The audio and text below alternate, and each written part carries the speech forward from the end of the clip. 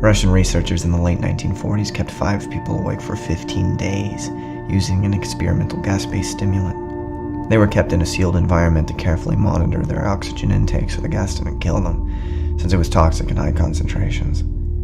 This was before closed-circuit cameras, so they had only microphones and 5-inch thick glass porthole-sized windows into the chamber to monitor them. The chamber was stocked with books, cots to sleep on but no bedding, running water and toilet, and enough dried food to last all 5 for over a month. The test subjects were political prisoners, deemed enemies of the state during World War II. Everything was fine for the first 5 days. The subjects hardly complained, having been promised falsely that they would be freed if they submitted to the test and did not sleep for 30 days. Their conversations and activities were monitored, and it was noted that they continued to talk about increasingly traumatic incidents in their past, and the general tone of their conversations took on a darker aspect after the 4-day mark. After 5 days, they started to complain about the circumstances and events that led them to where they were and started to demonstrate severe paranoia. They stopped talking to each other and began alternately whispering to the microphones in one-way mirrored portholes. Oddly, they seemed to think that they could win the trust of the experimenters by turning over their comrades, the other subjects, in captivity with them. At first, the researchers suspected this was an effect of the gas itself. After 9 days, the first of them started screaming. He ran the length of the chamber, repeatedly yelling at the top of his lungs for 3 hours straight. He continued attempting to scream, but was only able to produce occasional squeaks. The researchers postulated that he had physically torn his vocal cords. The most surprising thing about this behavior is how the other captives reacted to it. Or rather, didn't react to it. They continued whispering to the microphones until the second of the captives started to scream. The 2 non-screaming captives took the books apart, smeared page after page with their own feces, and pasted them calmly over the glass portholes. The screaming promptly stopped. So did the whispering to the microphones. After 3 more days passed, the researchers checked the microphones hourly to make sure that they were working, since they thought it was impossible that no sound could be coming out with 5 people inside. The oxygen consumption in the chamber indicated that all 5 must still be alive. In fact, it was the amount of oxygen 5 people would consume at a very heavy level of strenuous exercise. On the morning of the 14th day, the researchers did something they said they would not do to get a reaction from the captives. They used the intercom inside the chamber, hoping to provoke any response from the captives they were afraid were either dead or vegetables. They announced, "We are opening the chamber to test the microphones. Step away from the door and lie flat on the floor, or you will be shot. Compliance will earn one of you your immediate freedom." To their surprise, they heard a single phrase in a calm voice response. "We no longer want to be freed." Debate broke out among the researchers and the military forces funding the research. Unable to provoke any more response using the intercom, it was finally decided to open the chamber at midnight on the 15th day. The chamber was flushed of the stimulant gas and filled with fresh air, and immediately, voices from the microphones began to object. 3 different voices began begging, as if pleading for the life of their loved ones, to turn the gas back on. The chamber was opened and soldiers sent in to retrieve the test subjects. They began to scream louder than ever, and so did the soldiers when they saw what was inside. 4 of the 5 subjects were still alive, although no one could rightly call the state that any of them in life. The food rations past day 5 had not been so much as touched. There were chunks of meat from the dead test subjects' thighs and chests stuffed into the drain in the center of the chamber, blocking the drain and allowing 4 inches of water to accumulate on the floor. Precisely how much of the water on the floor was actually blood was never determined. All 4 surviving test subjects also had large portions of muscle and skin torn away from their bodies. The destruction of flesh and exposed bone on their fingertips indicated that the wounds were inflicted by hand, not with teeth as researchers had initially thought. Closer examination of the position and angles of the wounds indicated that most, if not all of them, were self-inflicted.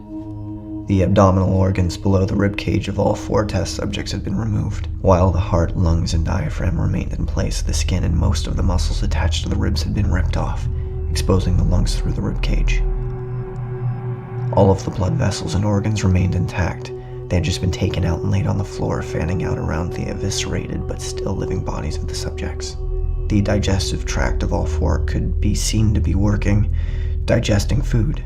It quickly became apparent that what they were digesting was their own flesh that they had ripped off and eaten over the course of days. Most of the soldiers were Russian special operatives at the facility, but still many refused to return to the chamber to remove the test subjects. They continued to scream to be left in the chamber and alternately begged and demanded that the gas be turned back on, lest they fall asleep. To everyone's surprise, the test subjects put up a fierce fight in the process of being removed from the chamber. One of the Russian soldiers died from having his throat ripped out. Another was gravely injured by having his testicles ripped off and an artery in his leg severed by one of the subject's teeth. Another 5 of the soldiers lost their lives if you count the ones that committed suicide in the weeks following the event. In the struggle, one of the 4 living subjects had his spleen ruptured, and he bled out almost immediately. The medical researchers attempted to sedate him, but this proved impossible. He was injected with more than 10 times the human dose of a morphine derivative and still fought like a cornered animal, breaking the ribs and arm of one doctor. His heart was seen to beat for a full 2 minutes before he had bled out, to the point that there was no more air in his vascular system than blood. Even after it stopped, he continued to scream and flail for another 3 minutes, struggling to attack anyone in reach and just repeating the word "more" over and over, weaker and weaker, until he finally fell silent. The surviving 3 test subjects were heavily restrained and moved to a medical facility, the 2 with intact vocal cords continuously begging for the gas, demanding to be kept awake. The most injured of the 3 was taken to the only surgical operating room that the facility had.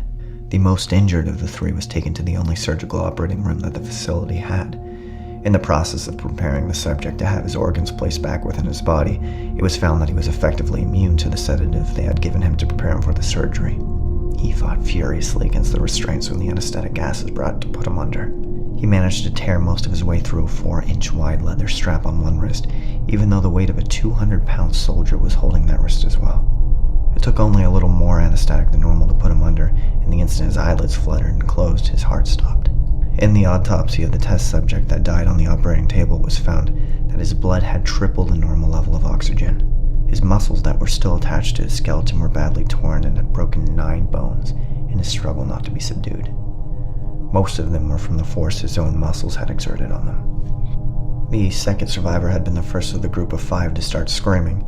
His vocal cords destroyed, he was unable to beg or object to surgery, and he only reacted by shaking his head violently in disapproval when the anesthetic gas was brought near him. He shook his head yes when someone suggested reluctantly that they try the surgery without anesthetic, and did not react for the entire 6-hour procedure of replacing his abdominal organs and attempting to cover them with that remained of his skin. The surgeon presiding stated repeatedly that it should be medically possible for the patient to still be alive. One terrified nurse assisting the surgery stated that she had seen the patient's mouth curl into a smile several times whenever his eyes met hers.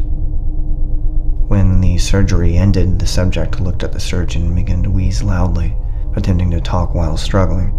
Assuming this must be something of drastic importance, the surgeon had a pen and pad fetched so the patient could write his message. It was simple. Keep cutting. The other 2 test subjects were given the same surgery, both without anesthetic as well, although they had to be injected with a paralytic for the duration of the operation. The surgeon found it impossible to perform the operation while the patients laughed continuously. Once paralyzed, the subjects could only follow the attending researchers with their eyes. The paralytic cleared their system in an abnormally short period of time, and they were soon trying to escape their bonds. The moment they could speak, they were again asking for the stimulant gas. The researchers tried asking why they had injured themselves, why they had ripped out their own guts, and why they wanted to be given the gas again. Only one response was given. I must remain awake. All 3 subjects' restraints were reinforced and they were placed back into the chamber, awaiting determination as to what should be done with them. The researchers, facing the wrath of their military benefactors for having failed the stated goals of their project, considered euthanizing the surviving subjects. The commanding officer, an ex-KGB, instead saw potential and wanted to see what would happen if they were put back on the gas. The researchers strongly objected but were overruled. In preparation for being sealed in the chamber again, the subjects were connected to an EEG monitor and had their restraints padded for long-term confinement. To everyone's surprise, all 3 stopped struggling the moment it was let slip that they were going back on the gas.